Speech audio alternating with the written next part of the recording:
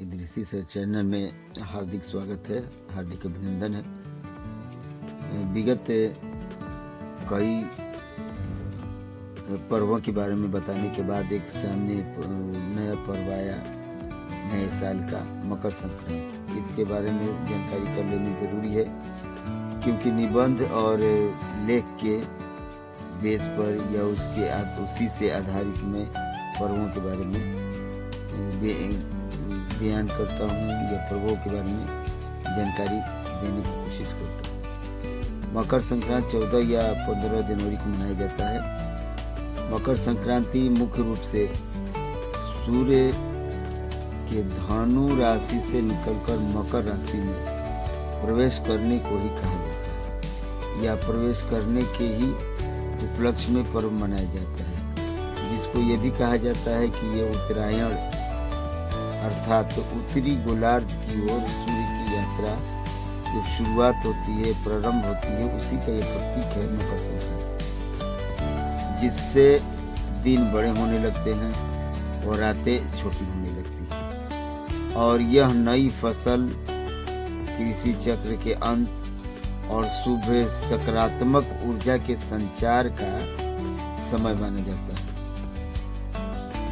जिसमें दान, स्नान और पतंगबाजी जो गुजरात में किया जाता है, ऐसे इस तरह के अनुष्ठान किए जाते हैं। और पौराणिक कथा के अनुसार सूर्य का पुत्र जो शनिदेव हैं, उनसे और सूर्य भगवान से दोनों से मिलन हुई, अर्थात ये दोनों आपस में मिले इसी दिन, यानी मकर संक्रांति के दिन, जिसकी वजह से जिससे पिता और पुत्र के बीच में संबंध जो है वो मधुर हो गया। इसीलिए इसी उपलक्ष्य में मकर संक्रांति मनाया जाता है। अब रह गई बात कि इसके मुख्य कारण कई हैं, जो टॉपिक बाय टॉपिक गौर करते हैं। नंबर 1 है सूर्य का राशि परिवर्तन। जैसा कि इससे पहले मैं बता चुका हूँ कि चूंकि मकर राशि है और संक्रांति, मकर मतलब मकर राशि से लिया जा रहा है, और संक्रांत का मतलब होता है परिवर्तन, चेंजिंग। तो मकर राशि से चेंज होना, या ये कहा जाए कि मकर राशि में चेंज होना, या इन दोनों से मिलकर यह त्योहार सूर्य के मकर राशि में प्रवेश करने का प्रतीक माना गया। मकर संक्रांति ये प्रतीक माना गया, जो सौर कैलेंडर पर आधारित है। यह जो है मात्र हिंदुओं का त्यौहार है, या ये कहा जाए कि ये सनातनी त्यौहार है। दूसरा पॉइंट देखेंगे, उत्तरायण का आरंभ। इससे पहले मैं बता चुका हूँ कि सूर्य उत्तरी गोलार्ध से या उत्तरी गोलार्ध की ओर अपना गति करना शुरू कर देता है। इसीलिए ये कहा जाएगा कि 14 या 15 जनवरी मकर संक्रांति से सूर्य का उत्तरी गोलार्ध की ओर सफर या चलना प्रारंभ हो जाता है। अब गौर करते हैं कि इस विधि विधान से या उत्तरायण की वजह से दिन जो है बड़ी होने लगती है और रातें छोटी होने लगती है। इससे पता चलता है कि दिन बड़ी होने लगता है और रातें छोटी होने लगती है। तो दिन बड़ा होने लगता है, इससे पता चलता है कि उजाला बढ़ने लगता है, अर्थात अंधकार पर प्रकाश का विजय होने लगता है। इसीलिए इसको शुभ माना जाता है। फसल और कृषि के आधार पर भी इसे मनाया जाता है। जैसे यह रबी फसलों की कटाई का समय होता है, जो किसानों के लिए नई फसल, धान, तिलहन इत्यादि इस तरह की फसलों का आगमन होता है, और आभार व्यक्त करने के लिए उत्सव मनाया जाता है। अब रह गई बात धार्मिक और पौराणिक। इस विधि को या इसके महत्व को देखते हैं 14 जनवरी के, कि आखिर क्यों मनाया जाता है। धार्मिक और पौराणिक विधि से इसका महत्व क्या होता है। मान्यता है कि इसी दिन गंगा जी जो हैं वो कपिल मुनि के आश्रम से होते हुए सागर में जाके मिल गई थी।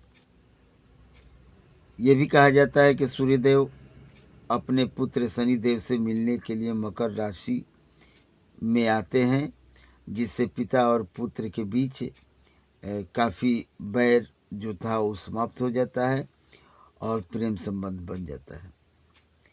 यह दिन पितरों की तर्पण और पिंडदान के लिए भी अति आवश्यक होता है, या ये कहा जाए कि अति महत्वपूर्ण माना जाता है।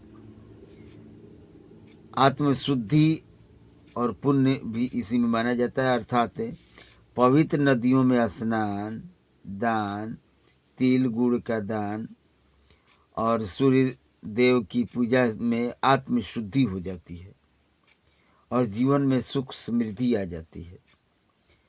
अब सांस्कृतिक के उत्सव के बारे में गौर करेंगे।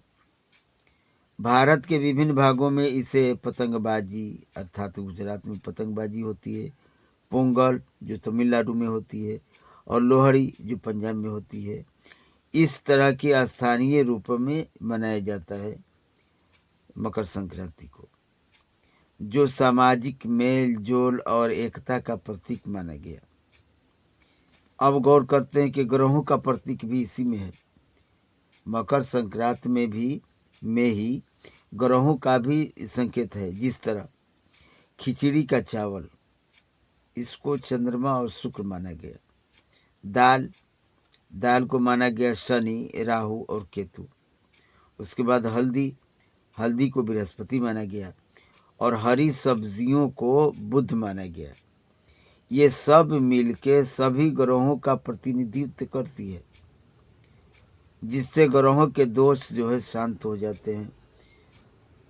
मकर संक्रांति के दिन ये यूज़ किया जाता है, ये प्रयोग किया जाता है, तो सारे ग्रह जो इसमें सम्मिलित हो जाते हैं, जिसकी वजह से ग्रहों का जो प्रतिनिधित्व होता है या दोष होता है, वो सब समाप्त हो जाता है।